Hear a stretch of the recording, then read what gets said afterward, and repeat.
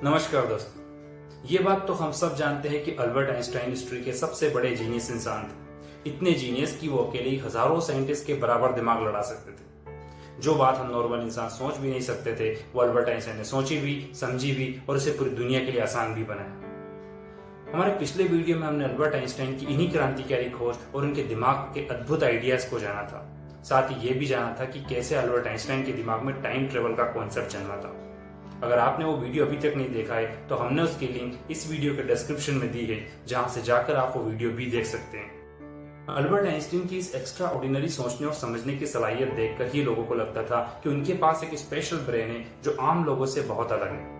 आज के इस वीडियो में हम यही बात जानने की कोशिश करेंगे और आइंस्टीन के दिमाग का साइंटिफिक एनालिसिस करेंगे। साथ ही ये भी समझेंगे कि आइंस्टीन का दिमाग किस तरह से नॉर्मल इंसान से अलग था और क्यों आइंस्टीन ये चाहते थे कि उनके मरने के बाद उनकी बॉडी के किसी भी हिस्से पर रिसर्च ना की जाए। उन्होंने तो यहाँ तक इंस्ट्रक्शन दे रखे थे कि उनके मरने के बाद उनकी बॉडी को जलाकर राख कर दिया जाए, लेकिन फिर हुआ वही जिसका आइंस्टीन को भी डर था। फैक्ट डिजिटल टीवी के इस वीडियो में मैं आप सबका स्वागत करता हूँ। दोस्तों, मुझे पूरा विश्वास है कि आपने हमारे चैनल को सब्सक्राइब किया होगा, जिससे आपको हमारे आने वाले वीडियोस की जानकारी मिलती रहेगी। 18 अप्रैल 1955 को प्रिंसटन हॉस्पिटल में अल्बर्ट आइंस्टीन ने अपनी अंतिम सांसें ली। तब ऑटोप्सी यानी मौत की वजह जानने के लिए जो डॉक्टर आया, उसने चुपके से बिना किसी की परमिशन के अल्बर्ट आइंस्टीन के दिमाग को निकाल लिया।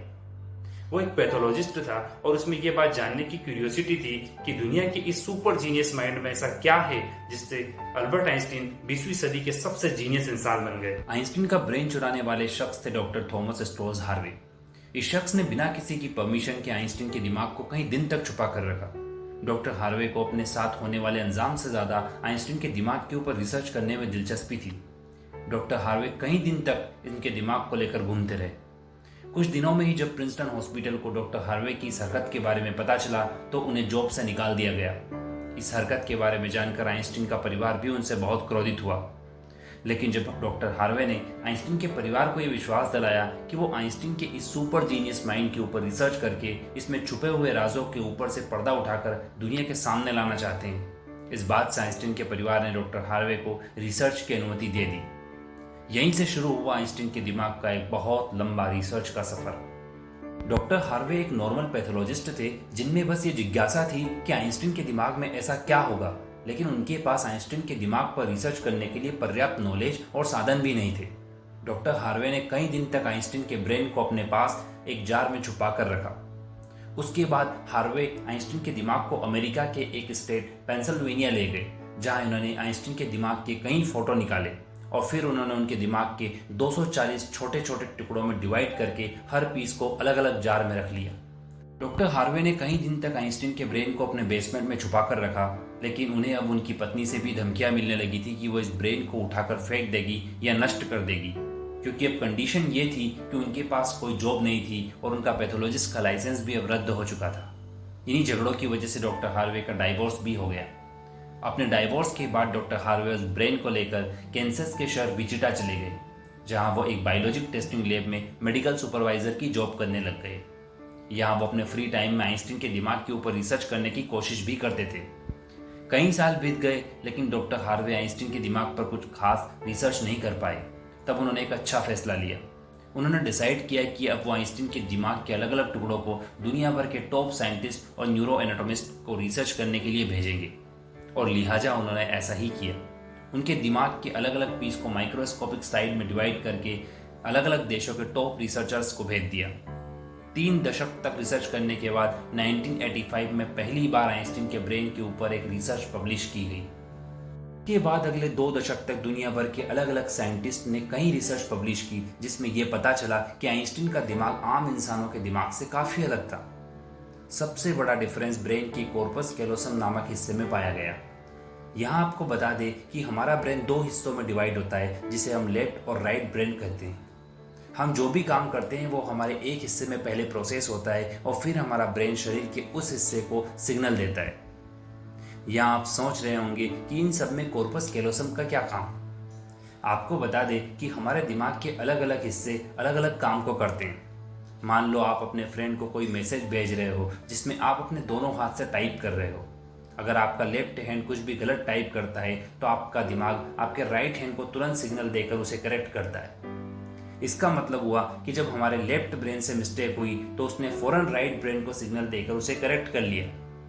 हमारे ब्रेन के ये दोनों हिस्से आपस में जिस चीज से कनेक्टेड रहते हैं उसे ही कॉर्पस कैलोसम बोला जाता है, और ये हमारे लेफ्ट और राइट ब्रेन की कम्युनिकेशन में बहुत मददगार होता है। आइंस्टीन का कॉर्पस कैलोसम आम इंसानों की तुलना में काफी बड़ा था, यानी उनके लेफ्ट और राइट ब्रेन के बीच में कम्युनिकेशन बहुत अच्छा था, और यही कारण था कि आइंस्टीन कभी भी अपनी रिसर्च करते समय पेन या पेंसिल के साथ नहीं बैठते थे। वो अपने दिमाग में ही कॉम्प्लेक्स से कॉम्प्लेक्स प्रॉब्लम को इमेजिन करके सोल्व कर दिया करते थे। कॉर्पस कैलोसम के बड़े होने के अलावा भी आइंस्टीन के दिमाग का स्ट्रक्चर आम लोगों से काफी अलग था। इसकी वजह से उनके दिमाग में न्यूरॉन्स का फ्लो बहुत ज्यादा था।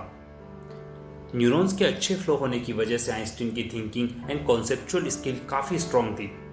इसका मतलब आइंस्टीन में आम लोगों की तुलना में सोचने और लॉजिक को परफॉर्म करने की क्षमता कहीं ज्यादा थी।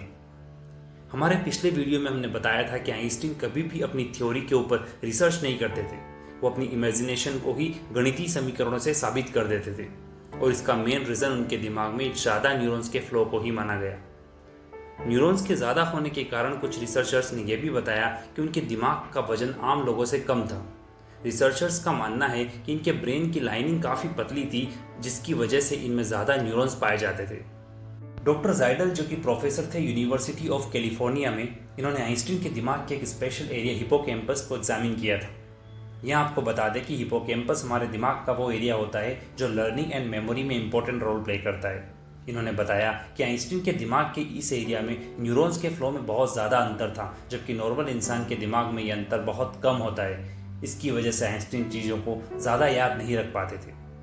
आइंस्टीन की एक्स्ट्रा ऑर्डिनरी सोचने की काबिलियत की वजह से ही वो बचपन से ही अपने दिमाग पर ज़्यादा दबाव डालते थे।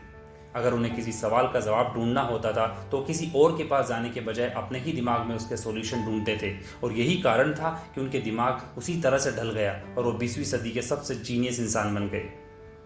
इसके अलावा भी आइंस्टीन के दिमाग पर कई रिसर्च पेपर पब्लिश हुए, जिसमें बताया गया कि आइंस्टीन के दिमाग में पैराइटल ऑप्रिकुलम नामक एक हिस्सा मिसिंग था, जिसकी वजह से उनकी पैराइटल लोब की साइज नॉर्मल ब्रेन से 20% तक ज़्यादा बढ़ गई थी। पैराइटल लोब हमारे दिमाग का वो हिस्सा होता है जो सारी मैथमेटिकल स्किल और मेंटल इमेज को प्रोसेस करता है, और यही कारण था कि आइंस्टीन हर चीज को अपने दिमाग में ही इमेजिन कर पाते थे। दोस्तों, आइंस्टीन के उस स्पेशल ब्रेन के 240 टुकड़ों में से 170 टुकड़ों को वापस प्रिंसटन मेडिकल सेंटर को रिटर्न कर दिया गया था, जिन्हें हिफाजत से लॉक करके रख दिया गया है। इसके अलावा भी 46 माइक्रोस्लाइड्स को आज भी मटर म्यूजियम में प्रिजर्व करके रखा गया है ताकि दुनिया इस महान दिमाग को देखने का मौका मिले। लेकिन उनके ब्रेन के कुछ टुकड़े आज भी मिसिंग है, जिनका कोई अता पता नहीं है। दोस्तों, आशा करता हूँ आपको हमारी ये रिसर्च पसंद आई होगी। ऐसे ही इंटरेस्टिंग वीडियोस के लिए हमारे चैनल को सब्सक्राइब और वीडियो को लाइक करना ना भूलें। बहुत जल्दी हम अपना अगला एपिसोड लेकर आएंगे। तब तक के लिए आपसे इजाज़त लेता हूँ। धन्यवाद।